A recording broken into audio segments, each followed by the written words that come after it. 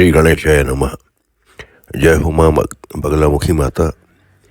हम सनातन धर्म में श्राद्ध कर्म के बारे में सुनते आए हैं।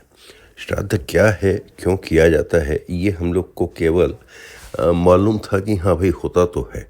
लेकिन इस दिन आज जब मैं ये वीडियो आपके सामने ला रहा हूँ तो इस समय हमने हमारी माता जी का श्राद्ध में प्रवेश के लिए एक पूजन कार्यक्रम यहाँ पर निवेदन किया था और वो कार्यक्रम यहाँ हुआ है। तो देखिए, आपको इसमें मालूम पड़ेगा आगे क्या क्या विधि यहाँ पर की गई है। श्री गणेशाय नमः। प्रभु, ये जगह है खाचरोद और ये स्थान है माता जी का मंदिर। यहाँ पर अगर आप देखिए तो बहुत प्यारी जगह है और ये सुबह सुबह 6:04 का लगभग मैं वीडियो शूट कर रहा हूँ। ये माता बगलामुखी का आश्रम है। यहाँ श्री स्वामी कृष्णानंद जी इसके व्यासपीठाधीश हैं और ये उनकी देख रेख में ये पूरी व्यवस्थाएं यहाँ पर बनी हुई हैं। तो ये जो आप देख रहे हैं ये एक प्रकार से भक्त निवास कह सकते हैं। यहाँ पे बड़े वाले रूम्स हैं, दो बड़े बड़े हॉल टाइप के। अंदर एक बहुत प्यारा बैठक है जहाँ भजन कीर्तन किया जा सकता है और ये यहाँ पे पूरा हरियाली के साथ वातावरण निर्मित है। और यहाँ जो इन झाड़ों के पीछे आप देख रहे हैं ये हम सामने से देखेंगे जहाँ महाराज श्री निवास करते हैं। और पहले जब उनके आदरणीय माता जी पिताजी हुआ करते थे तब वो यहाँ पे साथ में रहते थे। संयोगवश मेरे माता जी पिताजी को भी यहाँ रुकने का और मुझे भी रुकने का पहले भी आनंद प्राप्त हुआ है। आश्रम की दूसरी छटा आप यहाँ देखिए, ये भी यहाँ भक्त निवास है जहाँ पे मेरे परिवार के बाकी लोग रुके हुए हैं। और ये पूरा लंबा सा दालान है जहाँ गाड़ियाँ वगैरह पार्क होती हैं, पार्क की जा सकती हैं, होती हैं तो नहीं कहेंगे। ये यहाँ पे वट वृक्ष का आनंद है ये। और यहाँ पर हरियाली पूरी चारों तरफ है। भगवान की असीम अनुकंपा है और माता जी की कृपा है। ये आश्रम का तीसरा पड़ाव है जहाँ मैंने बताया था ये महाराष्ट्र का यहाँ पे मुख्य निवास स्थान यहाँ आता है, आश्रम यहाँ पे। और ये पूरा पीछे बैकग्राउंड आप देख ही रहे हैं। ये श्री राजराजेश्वरी पीताम्बरा माता बगलामुखी, इनका मंदिर स्थान यहाँ पे है, मुख्य मंदिर सामने। तो यहाँ अभी दर्शन खुले नहीं हैं। हम लोग यहाँ दर्शन का लाभ लेंगे लेकिन उसके लिए थोड़ा सा रुकना पड़ेगा। अब ये तो शिखर दर्शन जरूर हम कर सकते हैं, शिखर दर्शनम पापनाशम।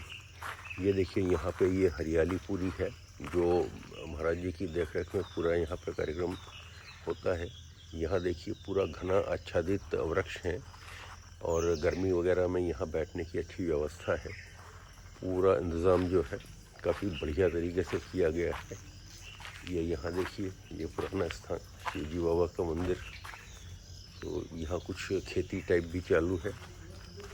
ये महाराज जी का यहाँ पे दूसरा एरिया है। चलिए देखते हैं आगे और क्या क्या चीज़ें हैं यहाँ पर मंदिर में। काफ़ी विस्तृत परिसर है, धार्मिक आयोजन, पूजा पाठ, ध्यान मनन साधना, योग, इन सारी चीज़ों के लिए। अभी थोड़ी देर में ही जो आचार्य जी हैं जो पूजा पाठ संपन्न करवाएंगे वो शामिल होने वाले हैं, क्योंकि हमारा एक लक्ष्य है कि 6:30 बजे पूजा शुरू की जाए ताकि 4-1 घंटे करीब लगेंगे। उसके बाद चूँकि आज चंद्र ग्रहण भी लागू होगा तो सूतक लग जाएगा, इसलिए हम इसकी पूर्व तैयारी के साथ में रेडी हो गए हैं। इस क्लिप में आपको माता श्री बगलामुखी जी के दर्शन हो रहे हैं। जो यहाँ का स्थान है, यहाँ का मातेश्वरी हैं, ये इन्हीं की कृपा दृष्टि आचार्य ऋषि के ऊपर है और हम सब भी उसका लाभ लेते हैं। ये हमारे आचार्य जी हैं श्री कृष्णानंद जी महाराज। और ये यहाँ माता जी के पास में ही हनुमान जी का मंदिर भी विराजमान है, तो आप हनुमान जी के भी दर्शन यहाँ पे प्राप्त कर सकते हैं और उनका आशीर्वाद अपने और अपने परिवार मित्रों सभी के लिए प्राप्त कर सकते हैं। जय जय श्री हनुमान, जय जय श्री राम, जय जय श्री राम। ये आचार्य श्री कृष्णानंद जी स्वामी हैं जो यहाँ के मठाधीश्वर हैं और इनसे मैं करीबन 5वीं पीढ़ी से जुड़ गया हूँ। मेरे ग्रैंड चिल्ड्रन भी साथ में जुड़ गए। जो व्यक्ति परिवार के सदस्य इस संसार को छोड़कर चले जाते हैं, उनकी शांति के लिए हम लोग श्राद्ध का पूजा कर्म करवाते हैं। ये हम लोग की मान्यता है। लेकिन इस विधि में शामिल होने के बाद मुझे यह समझ में आया कि श्राद्ध न केवल जाने वाले व्यक्ति के लिए, अपितु अपने माताजी की तरफ से जो हमारा ननिहाल पक्ष होता है, और जो हमारे पिताजी की तरफ से यानी कि हमारे दादाजी, परदादाजी और उनके भी पिताजी, ऐसे 3 पीढ़ियाँ पीछे के जो भी लोग इस नश्वर शरीर को छोड़कर गए हैं, उन सभी की आत्मिक शांति के लिए भी आवाहन किया जाता है। उनको भी इस श्राद्ध में हमारी तरफ से तर्पण किया जाता है। हमारी तरफ से उनके लिए भी जो भोजन प्रसादी है, वो उनको समर्पित की जाती है। अब प्रश्न यही है कि इसको आप श्रद्धा माने, अंधश्रद्धा माने या विश्वास माने। सनातन धर्म ऐसा धर्म जो हमने पाया है कि इसके अंदर आपको अगली पिछली सारी पीढ़ियों के लिए व्यवस्था दी हुई है। तो बड़ा विधि विधान के साथ में एक एक देवता, और चूँकि श्राद्ध के जो मुख्य देव हैं, मुख्य कहिएगा भगवान हैं, वो श्री विष्णु जी हैं। तो सबसे पहले गणेश जी वगैरह की पूजा के साथ में भगवान विष्णु जी का इसमें वो किया जाता है। और जो शुभ कार्य होते हैं, उन सारे कार्यों में श्री गणेश जी आराध्य देव हैं, सबसे पहले देव हैं। लेकिन श्राद्ध के लिए भगवान श्री विष्णु जो हैं, वो मुख्य अधिकारी हैं, तो उनका आमंत्रण किया जाता है। और इस बेला में हम लोगों ने जो विधि की थी, वो गौशाला में ही संपन्न की गई है। तो ये एक उसका अलग पवित्र महत्व है। मंदिर इतना बड़ा है, इतनी व्यवस्था है आश्रम में, लेकिन चूँकि धार्मिक रीति से यह ज़्यादा बेहतर है कि आप मंदिर के अंदर या जहाँ गौशाला हो, वहाँ ये विधि संपन्न करें। तो हमारे लिए व्यवस्था गौशाला में ही की गई। तो सबसे पहले भगवान विष्णु जी का आमंत्रण किया गया, उसके साथ ही बाकी देवताओं को भी आमंत्रित करके विधि विधान से उनकी पूजा की गई।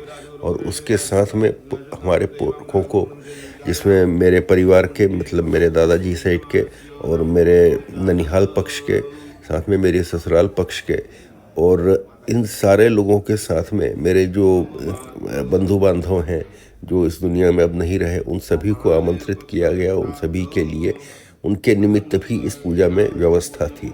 तो कितना शालीन व्यवहार है कि भाई जाने के बाद भी आप गए हुए व्यक्ति, चाहे वो आपके ननिहाल पक्ष के हों, आपके दादाजी साइड के हों, या आपके बंधु बांधव हों, या आपके कोई बहुत घनिष्ठ मित्र हों जिनको आप हमेशा याद करते हैं, अगर वो लोग अब इस दुनिया में नहीं हैं, तो उनके निमित्त भी इस पूजा में व्यवस्था रखी गई है। तो धन्य मानता हूँ मैं अपने आप को, सनातन धर्म में पैदा हुआ। और चूँकि मेरे पिताजी भी वो श्रीमन नारायण हैं, हम लोग श्री रामानुज कोट के शिष्य हैं, तो उस विधि विधान को मेरे पिताजी तो काफ़ी अच्छे से पूजा पाठ करते हैं डेली। तो उनके आशीर्वाद से, उन्हीं की प्रेरणा और कहना चाहिए पहल से ये कार्यक्रम यहाँ पर निश्चित किया गया।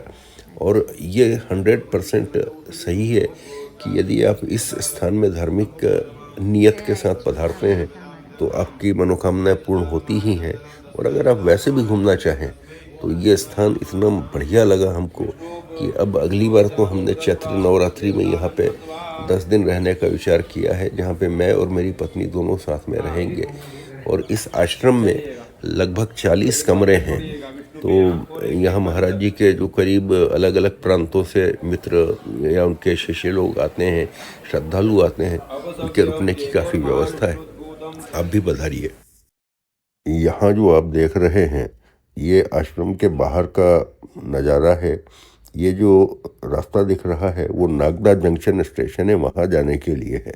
यहाँ से करीबन 14 किलोमीटर दूर है। तो यहाँ पहुँचने के लिए या तो आप रेलवे से अगर आते हैं तो नागदा स्टेशन उतरिए, नागदा जंक्शन, और वहाँ से आपको, जब आप खाचरोद नाम की जगह है जो यहाँ का तालुका है, वहाँ अगर आप आते हैं और आप यदि कहते हैं बस वाले भैया को कि हमको आप इस आश्रम पे उतार दीजिए, तो आपको बाकायदा गेट के सामने ही उतारते हैं। ये यहाँ से आप अंदर का नज़ारा जो पहले भी आप देख चुके हैं, वो दिन की रोशनी में देखने का आनंद लीजिए। ये मेरे मित्र हैं श्री अशोक कुमार लोंढे जी, जो मुंबई से पधारे हैं, उन्होंने उसको शूट आउट किया है। तो देखिए, आनंद लीजिए। और यदि समय मिलता है तो मैं इस जगह का पहुंचने का तरीका उसका डेस्टिनेशन, वहाँ का संपर्क नंबर, ये सारे अपने डिस्क्रिप्शन में दे रहा हूँ।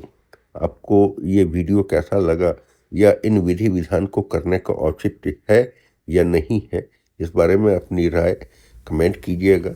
ये अब मेरे यहाँ जब कार्यक्रम हो रहा है तो जो मेहमान लोग आने वाले थे उनकी गाड़ियाँ यहाँ पर आपको देखने को मिल रही हैं, और बाकी सब लोग काफ़ी मेरे ख्याल से 150 लोग के करीब इसमें शामिल हुए। और अधिकतर लोगों का प्रश्न था कि यार इतनी दूर क्यों किया, लेकिन जब वो कार्यक्रम संपन्न हुआ और जब जाने का समय था तो उसमें से अधिकांश की प्रतिक्रिया ये थी कि यार यहाँ से जाने की इच्छा नहीं हो रही। हमको लग रहा था कि इतना दूर है और क्यों दूर किया, लेकिन जब उन लोगों ने यहाँ पर शामिल होकर इसका आनंद लिया तो उनमें से अधिकांश की इच्छा नहीं थी कि वो वापस जाएं। तो ये एक भावना है, ठीक है, उसका स्वागत है। लेकिन जब समय मिलता है अपने इस दौड़भाग भरी जिंदगी में तो समय निकाल के हम लोग यहाँ पर जा सकते हैं, ये व्यक्तिगत रूप से मेरा मानना है। और चूँकि ये पहली बार जब महाराज जी यहाँ पधारे थे, ये करीब 32-34 साल पहले उन्होंने यहाँ पे एक प्लॉट लिया था। उस प्लॉट के लेने के बाद जब यहाँ में माता जी की स्थापना की गई थी तो मैं व्यक्तिगत रूप से उस समय भी शामिल होने का सौभाग्यशाली रहा हूँ। और आज तो ये सब जो छवि दिख रही हैं, ये बहुत मेहनत और साधना के स्वरूप में भगवान ने आचार्य जी को दिया है, और ये लोक कल्याण के लिए भी इस्तेमाल होता है। ये अधिकांश यहाँ पर कार्यक्रम, पूजा पाठ, ये सारी चीज़ें जो होती हैं उसका आनंद लेते हैं सब लोग। तो महाराज जी को तो ठीक है, वो तो अपना पूजा पाठ अर्चन उनका सुबह 4 बजे से उठ के सब चालू हो जाता है, लेकिन हमारे लिए ये है कि हम भी इसका आनंद उठा सकते हैं। तो मैंने तो ये एक सुअवसर था, उसका आनंद लिया है। आपको समय मिलता है आप भी पधारिएगा। जय जय श्री राम। ये जो पोर्शन है आप देख रहे हैं, यहाँ पर पीछे के साइड में महाराज जी ने भोजन की व्यवस्था की थी, और शुद्ध शाकाहारी जो पूजन में भोजन में सामग्री अर्पित की जानी थी वो व्यवस्था यहाँ स्वामी जी स्वयं देख रहे हैं। और महाराज जी ने हमारे लिए इतना कष्ट उठाया कि हमारे निवेदन पर उन्होंने 21 ब्राह्मण जोड़ों को भी आमंत्रित किया, उनको भी बाकायदा सामने स्वयं हाजिर होकर और सबको भोजन पवाया। अब देखिए यहाँ पे विधि विधान से उन्होंने सभी को जो भोजन अच्छा होना चाहिए, और भोजन व्यवस्था भी बहुत उत्तम रही। तो चलिए हम स्वामी जी का हृदय से आभार व्यक्त करते हैं। अगली क्लिप मेरी बहन बेटियाँ उनके फोटो। बगलामुखी माता जी की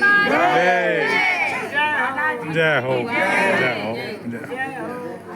मित्रों, अगर आपको ये कथा पसंद आई हो तो वीडियो को लाइक करें, शेयर करें और सब्सक्राइब करना न भूलें। कथाओं और भजनों की जानकारी के लिए बेल आइकॉन जरूर दबाएं। भक्ति आत्मा सागर अब केवल चैनल नहीं, एक अनुभव है, आनंद लीजिए।